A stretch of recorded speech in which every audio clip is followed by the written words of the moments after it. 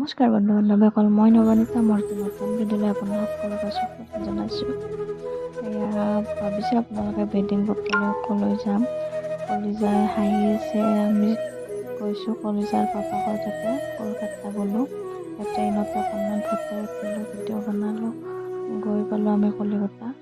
গৈ আমি খুলি ল'লোঁ, আমাৰ বেগকেইটা দাঙিব নোৱাৰা হৈছিলোঁ। কলিকতা গৈ আমি টেক্সি ল'লোঁ, টেক্সি দি আমি হোটেল আমি আগতে বুক কৰি থৈছিলোঁ।